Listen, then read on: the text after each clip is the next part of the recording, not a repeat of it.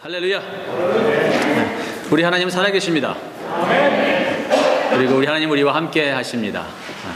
오늘 이 예배를 통해서 우리 하나님의 영광이 우리 가운데 선포되고 우리 하나님의 실체가 우리 마음속에 깨달아짐으로써 2016년 제자를 만드는 제자가 됨에 있어서 예배를 통해서 우리가 진정한 예배자로 거듭나기를 소원합니다.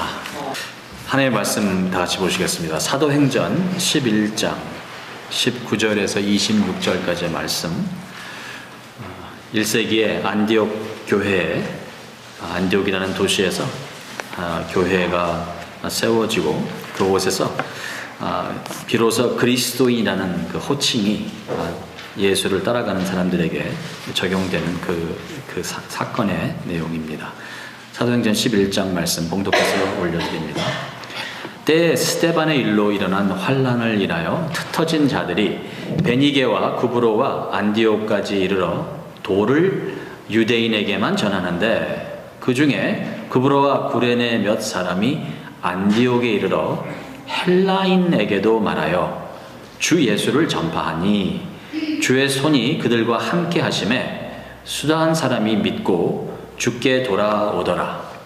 예루살렘 교회가 이 사람들의 소문을 듣고 바나바를 안디옥까지 보내니 저가 이르러 하나님의 은혜를 보고 기뻐하여 모든 사람에게 굳은 마음으로 주께 붙어 있으라 권하니 바나바는 착한 사람이요 성령과 믿음이 충만한 자라 이에 큰 무리가 주께 더하더라. 바나바가 사울을 찾으러 다소에 가서 만남에 안디옥에 데리고 와서 둘이 교회에 1년간 모여있어 큰 무리를 가르쳤고 제자들이 안디옥에서 비로소 그리스도인이라 일컬음을 받게 되었더라. 아멘. 네, 말씀입니다. 오늘도 우리 주 예수 그리스도를 변함없이 사랑하시는 우리 주님의 귀한 성도님들에게 우리 하나님의 은혜가 은총이 임하시기를 주님의 이름으로 축원합니다. 할렐루야.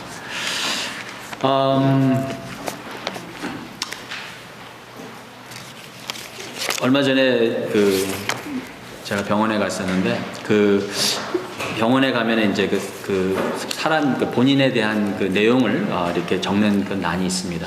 근데 그때 제가 생각해 본 건데 예전이랑 폼 자체가 많이 달라졌다라는 생각을 했습니다. 제가 70년도에 부모님의 강권적인 이민의 역사 속에 이제 미국에 오게 되었는데 제가 아직도 기억이 생생한 것이 병원에 가서 본인의 신상 명세를 할 때 옛날에는 종교가 무엇인지 물어봤던 것으로 제가 기억을 해요. 여러분 어떠신지 모르겠는데. 그래서 거기에 보면 크리스찬이냐 아니면 종교가 있느냐 없느냐 이렇게 체크오프하는 그런 박스가 있었는데 요즘 보니까 사람의 종교를 물어보는 것이 거의 결례가 될 정도로 종교는 굉장히 개인적인 것이 되지 않았나 생각해 봅니다. 여러분에게 만약 어떤 사람들이 여러분 종교가 무엇입니까? 라고 물어보면 아마 여러분은 대부분 나는 크리스찬입니다 라고 아마 말씀하실 거로 저는 생각을 합니다. 근데 여러분 크리스찬이라는 것이 어떻게 생겨났는지 오늘 말씀을 보니까 조금 아시겠죠? 우리가 항상 크리스찬이 아니었던 거예요. 예수 그리스도가 십자가에서 죽으시고 3일 만에 부활하시고 40일 동안에 제자들에게 하나님의 나라에 대해서 가르치시고 승천하셨는데 그 후에 교회라고 하는 오순절에서 바벨탑에서 언어가 혼잡해진 것이 이제는 하나님께서 예수의 십자가를 통해서 언어도 회복하시지만 인류도 회복하시면서 하나님 나라라는 틀로 하나님께서는 이 땅도 통치하시겠다는 것을 보여주실 때 언어의 통치로서 부흥이 오순절의 방언의 사건으로 우리에게 나타납니다. 근데 그때 거기 모였던 사람들을 그리고 예루살렘이라는 예루살렘 교회에 모였던 사람들에 대해서 우리가 얘기할 때 아직도 예루살렘에 모였던 사람들을 사회가 호칭할 때는 그들을 크리스찬이라고 부르지 않았어요. 오늘 말씀 보니까 예루살렘이라는 공회가 있었고 교회가 있었고 예루살렘에서는 벌써 1세기의 지역에서 교회로서 여러 가지 일들을 하고 있었는데 그리고 그 중에 하나가 뭐냐면 사도들이 말씀과 기도에 전무할 수 있도록 집사님들을 세우는 거였고, 그리고 집사님들 중에서 스데반이라고 하는 그 집사는 정말 성령에 충만하고 착한 사람이어서 복음을 증거하는데 굉장히 쓰임받았던 사람이었는데 그가 돌에 맞아 죽습니다. 순교를 합니다. 오늘 읽은 본문에 보시면은 그때의 스데반의 일로 일어난 환난을 인하여 라는 19절의 내용이 예루살렘 교회 후 그 말씀이 흥왕하면서 많은 사람들이 예수 그리스도에게 돌아오는 일들을 체험하였고, 그리고 교회라는 것이 조직이 돼가면서 또 선지자 또 집사 그러한 분들이 이제 세워지는데, 근데 핍박도 같이 따라왔던 것 같아요 보니까.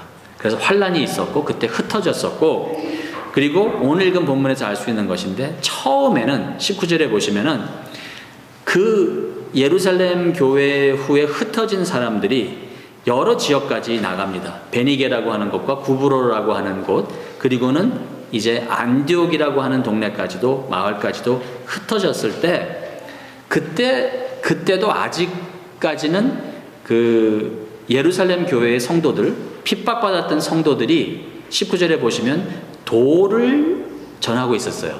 도라는 것은 가르침, 아니면은 그 어떠한 뭐 종교적인 가르침이라고 볼 수 있겠지만, 도, 길, 아니면 어떤 그 법도적인 그러한 그 정도를 말하는 것인데, 다시 말하자면 복음이라고 얘기할 수 있겠고, 다시 말하자면 하나님의 말씀, 그리고 하나님의 나라라고 얘기할 수 있겠는데, 19절에 보시면은 그 도를 유대인에게만 전하고 있었어요.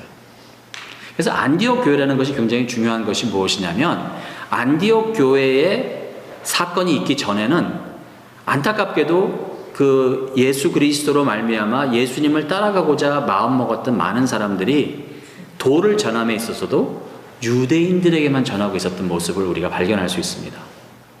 그런데 20절에 보시면은 그 중에 구브로와 구레네 몇 사람이, 여러분 아시겠지만 구브로와 구레네라고 하는 것은 섬과, 그리고 지금 현재로 말하자면 리비아라고 하는 북아프리카에 있는 그런 도시로서 예루살렘에서도 멀고 안디옥에서도 꽤 먼 곳에 있었습니다.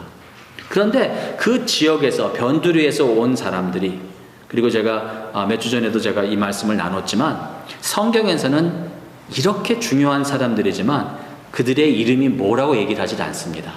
그들은 단순히 그냥 지역 사람, 구브로와 구레네 몇 사람이라고 그들을 얘기하지만, 하지만 이 몇 사람이 한 것은 굉장히 중요한 일입니다.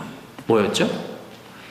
헬라인에게만 유대인에게만 복음을 증거하는 것이 아니라 그때 이르러 비로소 헬라인에게도 말하면서 복음이 이제 본격적으로 하나님께서 뜻하셨던 바 유대인들에게만 복음이 전파되는 것이 아니라 이제는 그 복음이 땅끝까지 전파됨에 있어서 헬라인들에게도 이 복음이 전해지는 것을 알 수 있습니다.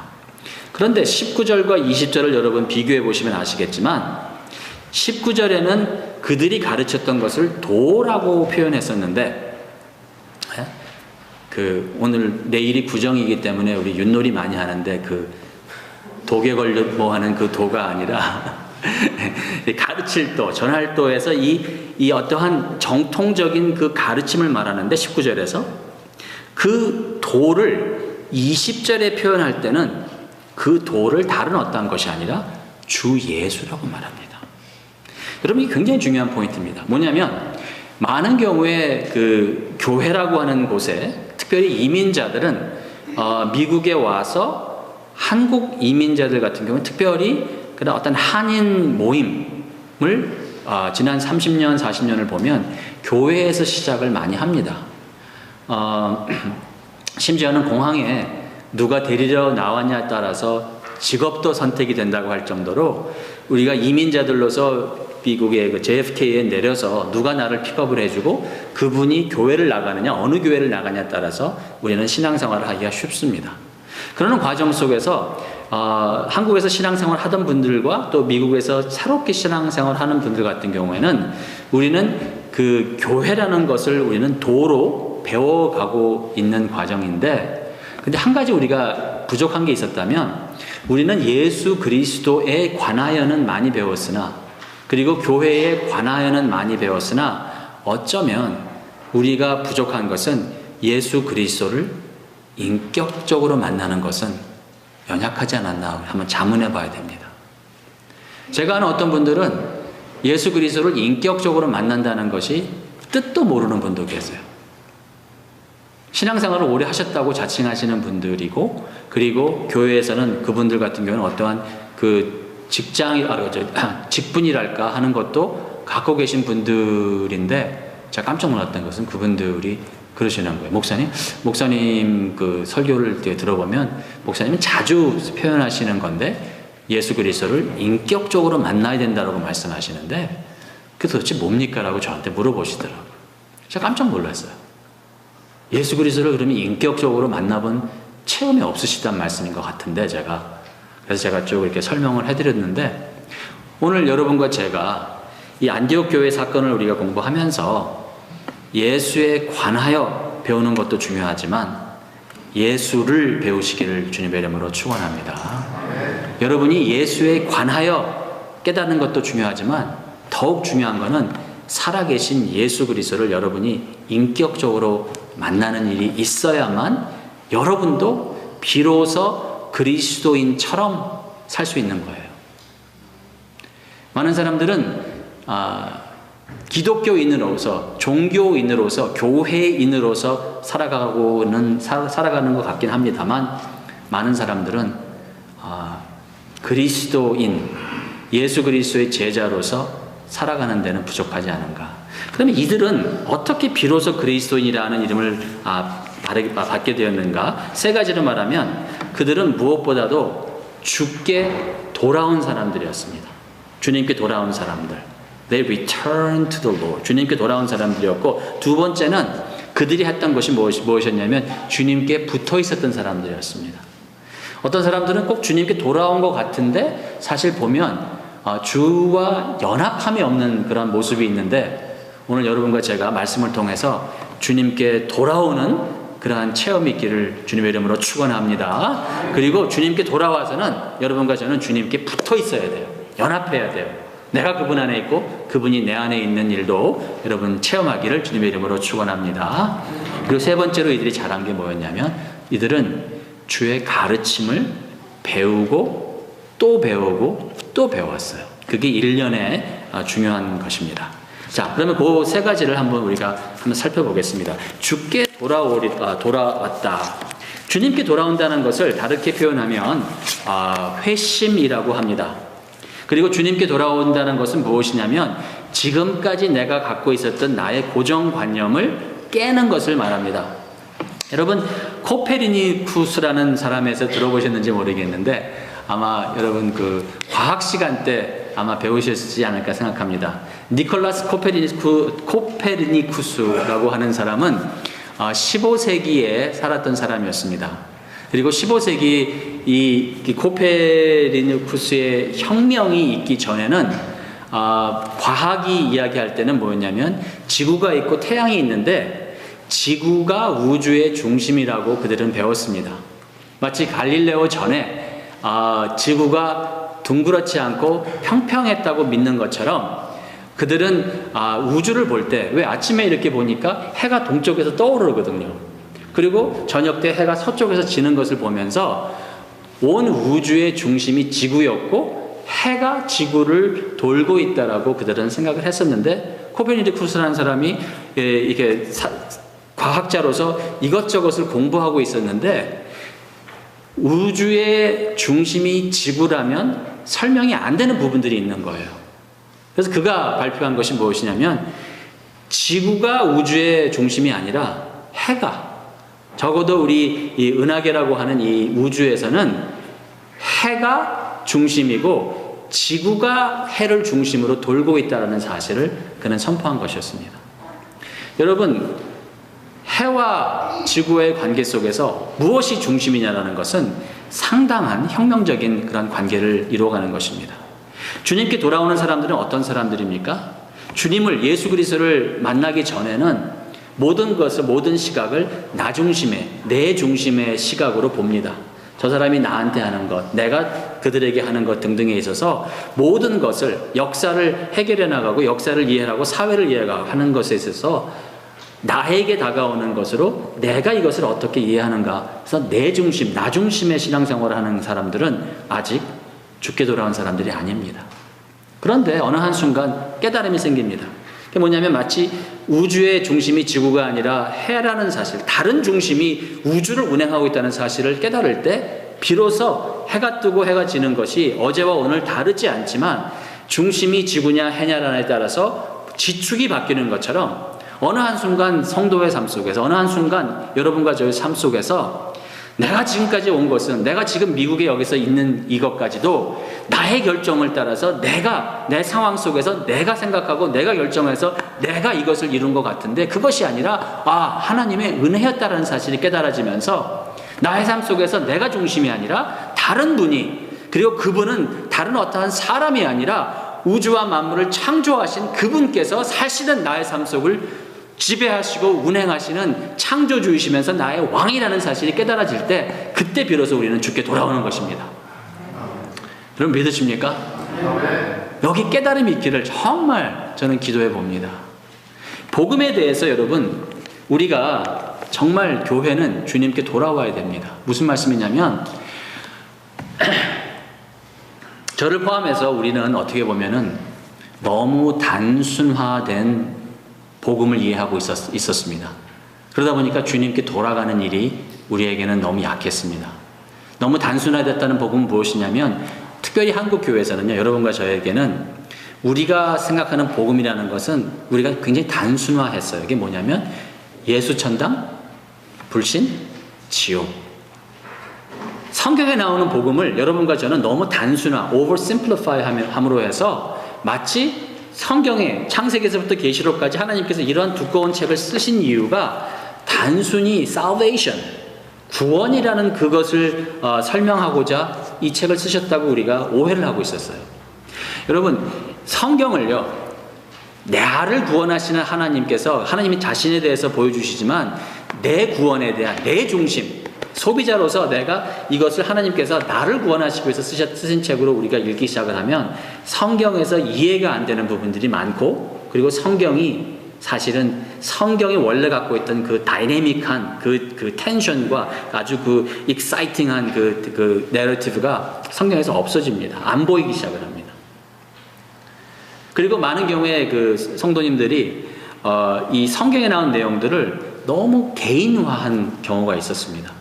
그래서 oversimplification, 너무 단순하게 만들었고, overprivatization, 너무 개인화하다 보니까 성경의 저자이신 하나님께서 원래 성경을 쓰신 그 의도를 우리가 미스할 수가 있어요. 근데 여러분과 제가 이 지역에 교회들도 많은데 왜 세이비어라는 교회로 우리가 새롭게 시작을 해야 됐었냐 하면, 기성교회가 어느 한순간, 처음에는 안 그랬겠지만 기성교회가 어느 한순간 기성교회라서 더 이상 거듭나고 탈바꿈하지 못하고 새롭게 되지 못하는 부분들을 하나님께서는 교회, 새로운 교회 개척이라는 것을 통해서 선교와 전도도 하시면서, 그리고 교회의 본질도 하나님의 나라에서 새롭게 회복해 하십니다. 그래서 세이비어 교회에서 여러분과 제가 지금 예배를 드리면서 우리가 정말 깨달아야 되는 것은 주님께 돌아와야 되는 것인데, 그게 어떻게 돌아와야 되냐면은 여러분과 제가 지금까지 알고 있었던 단순화된, 그리고 너무 개인화된 복음이 아닌 성경이 말씀하고자 하는 성령의 하나님의 복음이 여러분과 저의 삶 속에서 깨우침으로, 성경이 말하는 하나님의 복음이 여러분과 저의 삶 속에, 여러분과 저의 생각에 지축을 바꾸고 지각을 바꾸면서 여러분과 저의 삶 속에 생각하는 혁명이 일어나야 돼요. 그 얘기 조금만 하자면 마가복음 1장 한번 우리가 같이 한번 보시면 좋겠어요. 마가복음 1장. 여러분, 신약이, 구약이 완성되고 그 다음에 예루살렘의 성전이 파괴되면서 구약의 공동체였던 북이스라엘과 남왕국의 이스라엘이 이제 다 멸망하고 나서 거의 한 400년 동안에 하나님께서는 선지자와 말씀을 세우지 아니하시고 구약의 공동체가 계속 새로운 하나님의 말씀이 없는 상황 속에서 거의 400년 동안 살아갑니다. 그러시면서 예수 그리스도가 이 땅에 태어나실 때쯤 해서 세례 요한이라는 자도 하나님께서 특별히 부르시면서 세례 요한이 예수 그리스도가 하나님으로서 이 땅에 왕으로 오신 사실에 대해서 이제 선포하기 시작을 하고, 예수 그리스도가 공생애를 시작을 하시면서, 그리고 예수 그리스도가 하신 일이 기록이 됩니다. 그러면서 이제 예수 그리스도가 십자가에서 죽으시고 부활하시고 승천하신 후에 예수의 제자들이 예수에 대해서 기록을 하기 시작을 하는데, 그러면서 신약이 쓰여지기 시작을 합니다. 신약이 쓰여지기 시작하는데 마가복음이 신약에 가장 먼저 쓰여진 책입니다. 복음서로서, 그리고 신약이라는 그 하나님의 말씀으로서. 그래서 마가복음 1장은요, 여러분 굉장히 중요한 것이 무엇이냐면 400년 동안 하나님께서 선지자를 통해서 교회에게 그 말씀의 복음의 계시를 말씀하지 아니하시다가 십자가 사건 후에 하나님께서 이제 다시 선지자들을 감동하셔갖고 하나님의 말씀을 기록하기 시작하는데 가장 첫 번째 장이 마가복음 1장인 거예요. 자, 마가복음 1장 1절에 보시면은 한번 같이 한번 읽어보시게. 1장 1절만 시작. 하나님의 아들 예수 그리스도 복음의 시작이라. 신약이 시작을 하는데 구약과 신약의 사이에서 400년 동안에 하나님의 살아계신 그 음성이 들리지 않던 시대가 있었고, 이제 하나님께서는 그 십자가 사건 후에 예수 그리스도를 뚜렷하게 보여주시면서 하나님의 언약의 공동체에게 무엇을 말씀하시냐면 예수 그리스도 복음의 시작을 얘기를 합니다. 그러니까 다시 말해서 복음의 중심도 예수에게 있는 것이고, 우주의 중심도 예수에게 있는 것이고, 교회의 중심도 예수에게 있는 상황인데, 그러면 그 예수 그리스도의 그 복음의 시작을 마가복음에서는 어떻게 표현하냐면 1장 15절에 표현을 합니다. 마가복음 1장 15절은요, 여러분이 밑줄 치시고 거기 동그라미 치시고 여러분이 꼭 기억하셔야 되는, 구약과 신약 양쪽 그 하나님의 말씀을 여러분이 복음적으로, 어떤 예수 그리스도 복음적으로 하나님의 말씀을 이해하시는데 너무도 필요한 그 구절이 마가복음 1장 15절입니다. 같이 한번 읽어보실까요? 시작. 가라사대 때가 찼고 하나님 나라가 가까웠으니 회개하고 복음을 믿으라 하시더라. 아멘. 자, 15절에 보시니까 예수 그리스도가 이 땅에 오신 이유가 하나님께서 그 때가 찼다라는 표현을 하십니다. 성경에는 때라는 그 개념을 두 가지로 말하자면 시간이 흘러간다라고 하는 그 크로노스라는 그 개념이 있습니다. 그래서 뭐 크로노그래피 뭐 등등 해갖고는 틱틱틱틱 가는 어떠한 우리가 잴 수 있는 시간을 말하자면 그것은 크로노스라고 합니다. 그런데 여기 나오는 표현은 그러한 시간이 아니라 때라고 하는 표현은 여기서 에파크, 카이로스라고 하는 어떠한 중요한 역사적인 그 시점을 말하는 것입니다. 하나님께서 그냥 오랫동안 골로새서 1장에도 보면 아시겠지만 비밀이라고 표현하시면서 profound mystery, 그 비밀, 옛날 비밀이 감추어졌던 것인데 골로새 1장에서 뭐라고 그러죠? 그 비밀은 곧 그리스도시니라. 어떤 그리스도?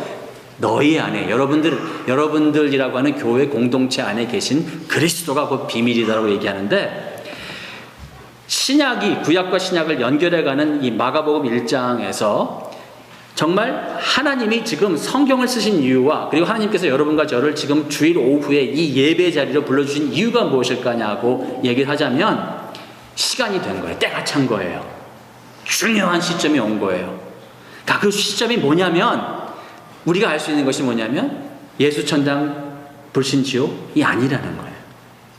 그렇게 단순화된 것이 아니라, 그리고 대부분 사람들이 이해하는 바 복음이 무엇입니까? 라고 물어봤을 때 대부분의 사람들은 내가 죄인이었는데요, 그런데 예수님께서 그 내가 죄를 해결할 방법이 없었는데 십자가에서 내가 예수님한테 물어도 안 받는데 그분이 먼저 죽으셔갖고 내가 아직 죄인 됐을 때 예수님 내 대신 죽으셨는데, 근데요 내가 예수만 믿으면 이제 천당 간대요. 그래서 난 예수 믿었어요. 그래서 입으로 시인하라고 그래서 입으로 시인했고요.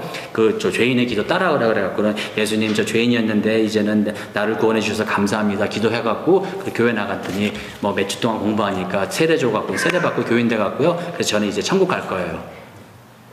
근데 천국 가는 건 다 뭐 공감하고 틀린 말은 아닌데요. 그러면 예수 그리스도 믿고 지금 뭐가 달라졌습니까? 라고 물어보면 달라진 게 없다는 거예요. 마치 예수 그리스도를 믿는 것을 보험 가입하는 것처럼.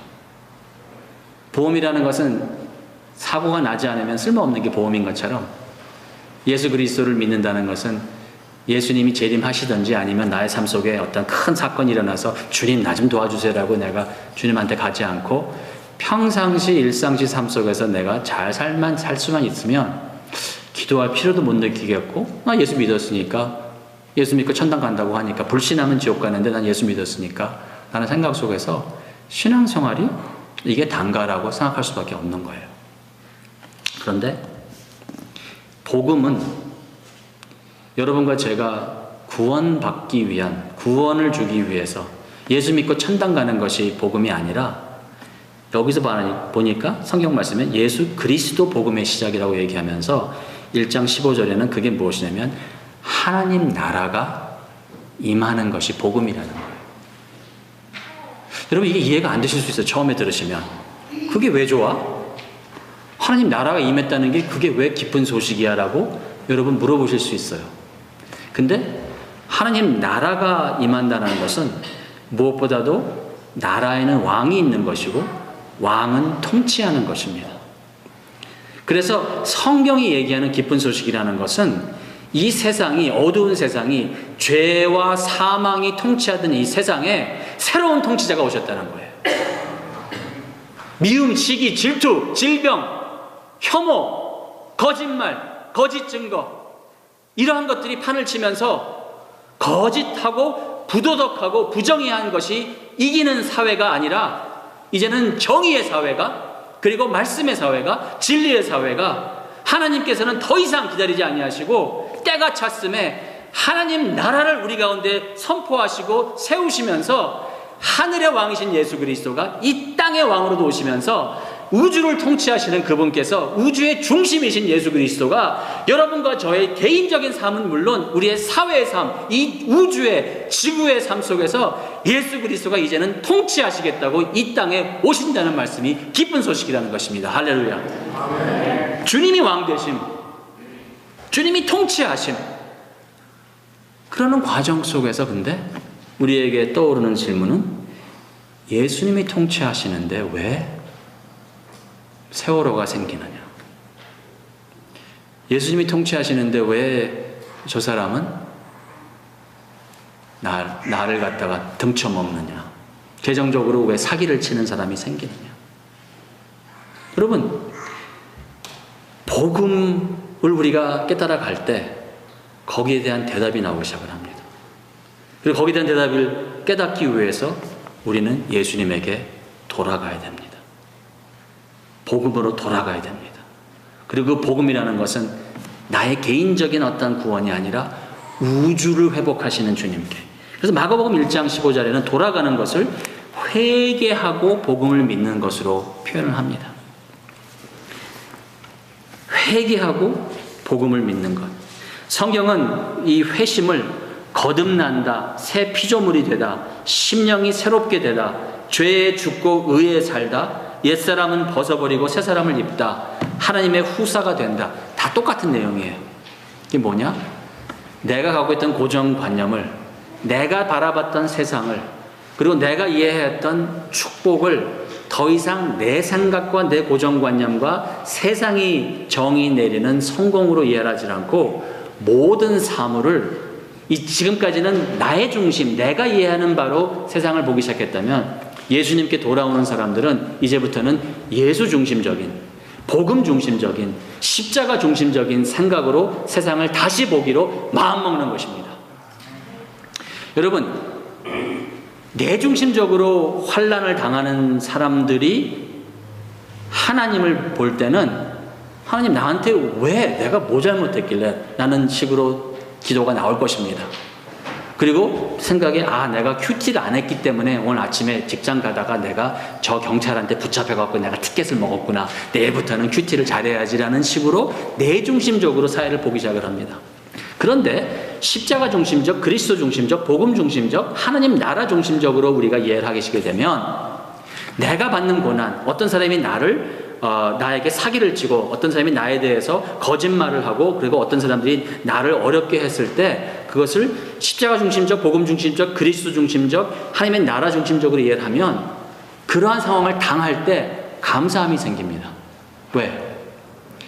예수 그리스도도 억울하게 의인이 죄인으로 십자가로 몰려가면서 예수 그리스도도 죄가 없으신 분인데 거짓 증인들이 예수 그리스도를 모함하고 하면서 예수 그리스도가 십자가를 지시고 하나님의 뜻을 이루어 가셨는데 나 같은 죄인에게도 예수 그리스도의 고난을 맛보게 하시는구나 라고 그 고난을 이해하기 시작을 하는 거예요.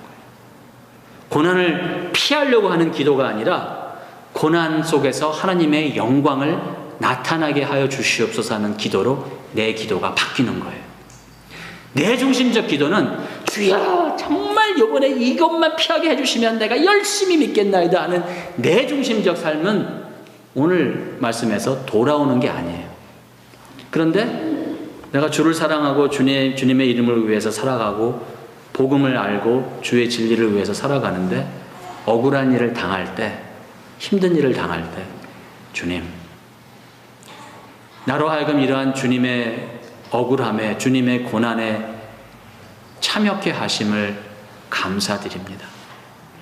나같이 부족한 사람이 감히 어찌 예수 그리스도의 그 십자가의 고난을 이 땅에 조금이나마 보여줄 수 있도록 나에게 이 영광을 허락하셨습니까? 라고 고난 중에 즐거워하며 내게 당한 고난도 나에게 유익이 되었고 내가 약할 때 곧 강함이라 고백할 줄 아는 그러한 성도들은 주님께 돌아온 성도들입니다. 주님께 돌아오시기를 주님의 이름으로 축원합니다. 자, 첫 번째 포인트 제가 너무 길었는데 두 번째, 세 번째 빨리 갈게요. 자, 그런데 이 바나바라는 사람이 이제 사도행전 11장으로 다시 가시면 바나바라는 사람이 이제 예루살렘 교회에서 파송이 돼갖고는 갑니다. 그리고는 이제 그 안디옥에서 일어나는 일들을 보면서 바나바가 기쁜 거예요. 야, 여기서 하나님이 역사하시는구나. 하나님께서 이곳에서 정말 놀라운 일을 하시는구나. 그러면서 바나바가 본 것이 주의 손이 그들과 함께 하심에 수다한 사람이 믿고 죽게 돌아오는 것을 보고 23절에 그것을 하나님의 은혜로 이해하고 기뻐하면서 바나바가 그들에게 한 권면이 있어요. 그게 뭐냐면 굳은 마음으로 주께 붙어 있으라 라고 얘기합니다. 여러분, 이 부분이 여러분과 저의 삶 속에서 적용이 안 되면 여러분과 제가 성장을 못합니다. 영적으로. 많은 사람들은요, 여러분과 저같이 많은 경우에 이 지속적으로 성장하지 못하는 이유가 있는데 그 중에 하나가 뭐냐면 나름대로 어떤 변화의 순간을 경험을 하고 수련회 가갖고는 체험도 해보고 또 말씀을 보면서 어느 한순간에 말씀이 예전처럼 같지 않고 좀 명확해지고 그 빛의 그 말씀이 내 마음속에 들어오는 것을 경험하고 결단하고 죽게 들어오는데 그러고 나서 많은 경우에 성장을 못하는 경우가 있어요. 성장이 안 되는 거예요. 근데 그 이유가 뭐냐면 오늘 이 23절의 말씀이 여러분과 저의 삶 속에 적용이 안 돼서 그래요. 그게 뭐냐면 굳은 마음으로 주께 붙어 있는 것이 여러분과 저에겐 생소한 거예요. 여기서 두 단어가 나오는데 굳은 마음이라는 것은 딱딱한 마음이라는 것이 아니라 굳건한, 그러니까 딱딱한 거랑 비슷한 표현이죠. 왜냐하면 흔들리지 않는, 뭐로 쳐도 깨어지지 않는, 그래서 굳건한 마음, 견고한 마음, 흔들리지 않는 마음이라고 하는데 이것을 원어에서 그 단어를 제가 발음을 하자면 프로세세이라는 단어가 사용이 됩니다. 프로세세이, 두 단어가 합쳐진 거예요. 병합된 거예요. 프로세세이. 그래서 이거를 영어 성경에서는 뭐라고 표현하기도 하냐면 resolution이라고 합니다. 새해가 되면 우리가 올해는 내가 열심히 운동해야겠다라고 여러분이 작정을 하죠. 작심을 하죠. 그런 것처럼 여러분과 제가 성장을 하려면 예수에게 돌아와야 되고 예수에게 돌아온다는 것은 내 고정관념을 깨고 내 시각으로 모든 것을 이해하던 것을 예수 중심적, 십자가 중심적, 하나님의 나라의 중심적으로 내가 사물을 보기 시작을 할 때 그게 여러분 하루 이틀 하고 나서 포기해서는 안 된다는 거예요. 쉽지 않을 거라는 거예요. 왜? 주위에 그리스도인들이라고 하는 사람들이 많고 주위에 여러분과 저의 주위에 교회 생활, 신앙 생활 하는 사람들이 많습니다.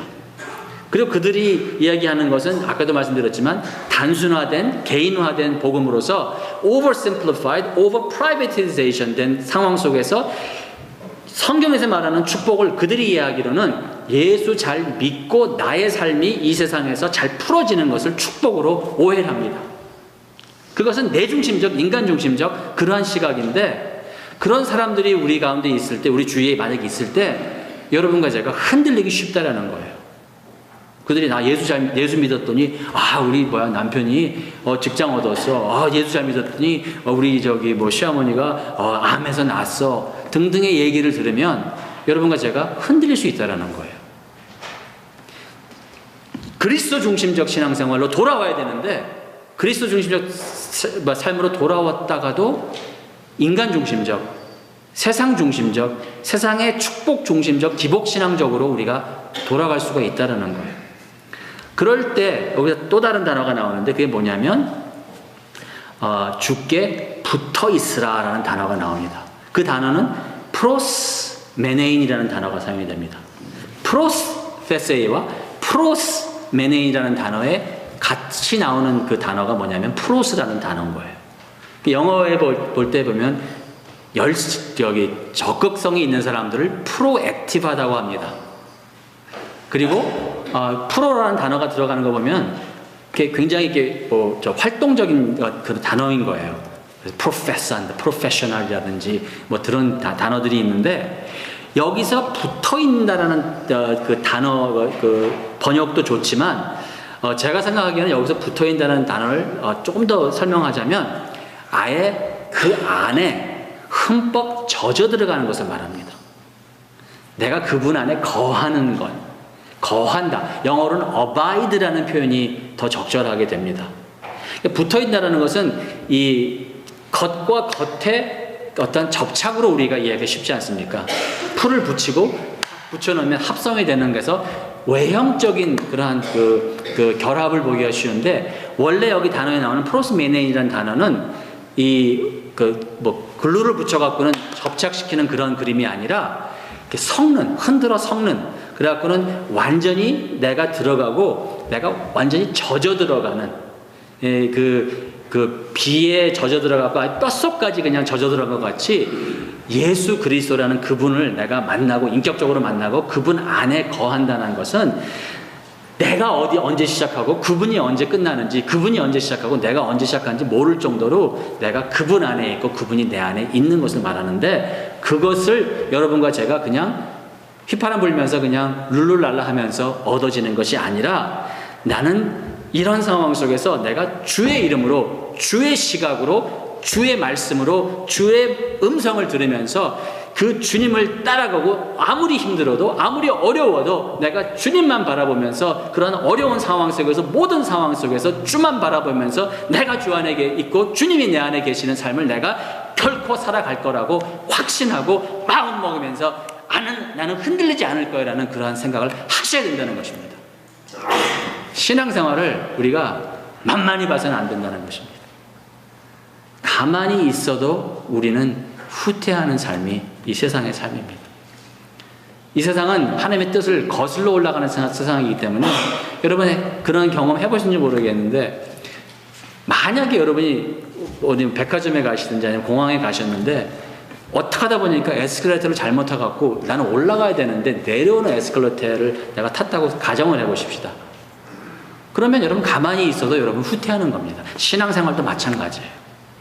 신앙생활도 여러분과 저는요, 여러분과 제가 매일매일 아침에 일어나서 주여 오늘도 말씀으로 나를 새롭게 하시옵소서. 여러분 기도하시면서 교회를 위해서 공동체를 위해서 자신을 위해서 여러분 기도하시면서 오늘도 내가 주께 붙어 있으리라. 내가 주 안에 거하리라. 주님이시여 내 안에서 역사하시는 그 성령의 강림 그 역사하심을 따라서 나도 수고하겠나이다라는 그러한 여러분 결의가 있으셔야 되는 거예요.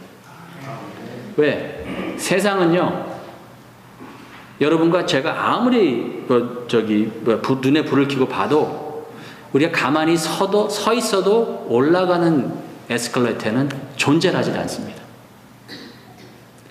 세상에는 여러분과 제가 가만히 서 있으면 올라가는 신앙의 어떤 다른 그 더 좋은, 더 깊이 있는 영성의 자리로 올라갈 수 있는 것이 우리가 가만히 있어도 올라가는 그런 에스컬레이터에는 존재하지 않습니다. 신앙생활 하시는데 여러분 가만히 계시면 후퇴하시는 거예요. 그날 여러분 말씀을 여러분 붙잡지 아니하시면 말씀에서 떨어져 가시는 거예요.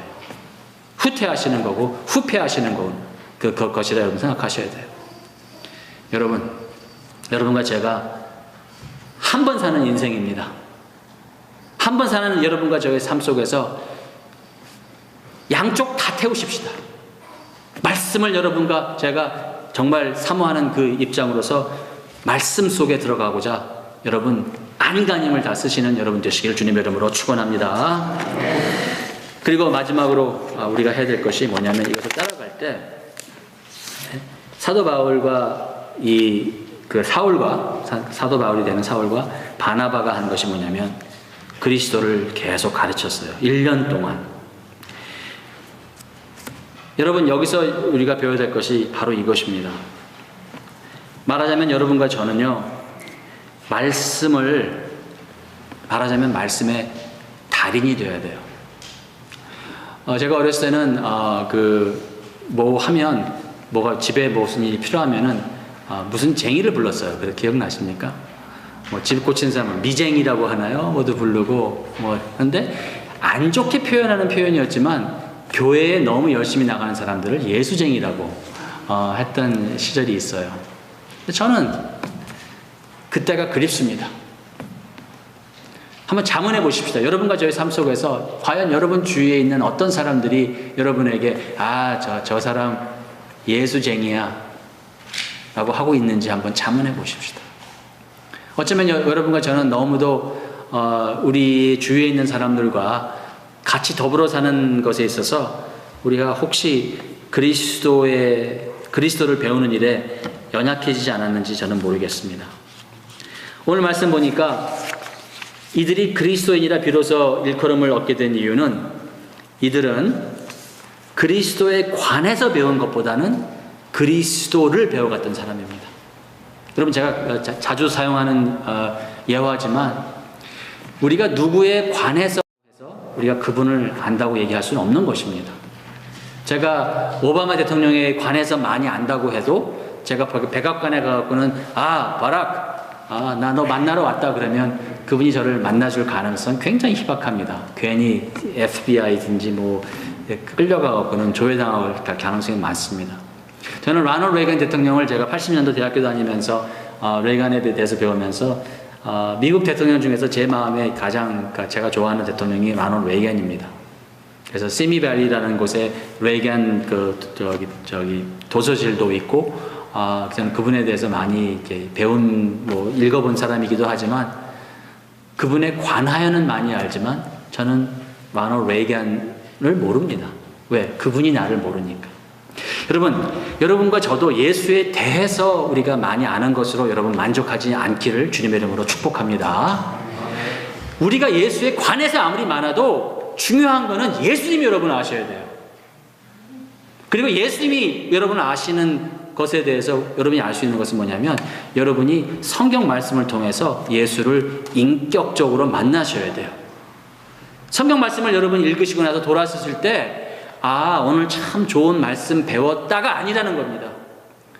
왠지 모르게 말씀을 통해서 예수 그리스도에 관한 그런 내용을 읽을 때 물론 그분에 대해서도 배워가는데 그분에 관해서도 배워가는데 그분에 관해서 배워갈 때 왠지 모르게 성경을 다 읽고 돌아섰을 때는 사람을 만난 것 같은 예수를 만난 것 같은 예수님이 내 안에 계시는구나 그리고 내가 그분 안에 계시는구나 라는 것이 우리의 고백으로 나올 수 있도록 여러분과 저는 성경 말씀을 배워야 된다는 것입니다. 말씀 배우는 것이 연약한 시대가 요즘 이민교회가 아닌가 생각을 해봅니다. 이번 주 목요일부터 우리 교회에서는 하나님 나라와 주기도문이라는 내용으로 주기도문을 하나님 나라라는 그 시각으로 그 틀로서 새롭게 보고자 하는 그 몸부림을 칩니다. 그리고 여러분과 제가 이제 세이비어 교회를 통해서 우리가 할 일이 무엇이냐면 복음도 믿음도 그리고 신앙의 성숙함도 이 마가복음 1장 그 15절의 그 말씀처럼 때가 찼음에 하나님의 나라가 가까웠고 그러므로 회개하고 복음을 믿으라라는 이 말씀처럼 여러분과 제가 여기서 이제 할 일은 무엇이냐면 말씀을 우리가 배워갈 때 말씀이신 예수 그리스도 그리고 말씀의 저자이신 이 하나님을 여러분과 제가 그분에 관하여 배우는 것이 아니라 그분에 대한 내용을 읽으실 때 그분을 만나는 그러한 축복과 체험이 있으시기를 주님의 이름으로 축원합니다. 주님께 돌아오십시오. 그리고 주님 안에 거하십시오. 그리고 주님을 인격적으로 만나고 배워가는 일에 있어서 여러분이 정말 힘을 다해 젖 먹던 힘까지 다해서 정말 여러분이 resolutely 굳은 마음으로 굳건한 마음으로 주님을 꼭 붙잡으시면서 예수 그리스도와 함께 살아가실 때 여러분도 모르게 여러분 주위에 있는 사람들은 저 사람 변하고 있어. 저 사람이 저럴 사람이 아닌데 예수쟁이가 됐어. 그런 고백을 여러분 주위에 있는 사람이 하시기를 주님의 이름으로 축원합니다. 기도하겠습니다. 좋으신 하나님 아버지 감사합니다. 오늘 주님의 교회 정말 안디옥 교회가 비로소 그리스도인이라 일컬음을 받게 된 내용을 공부하면서 저희들도 주님께 돌아오고 주님 안에 거하면서 그리고 주님을 배우고자 하오니 저희들에게 긍휼을 베풀어 주시옵소서. 예수님의 이름으로 기도합니다. 아멘.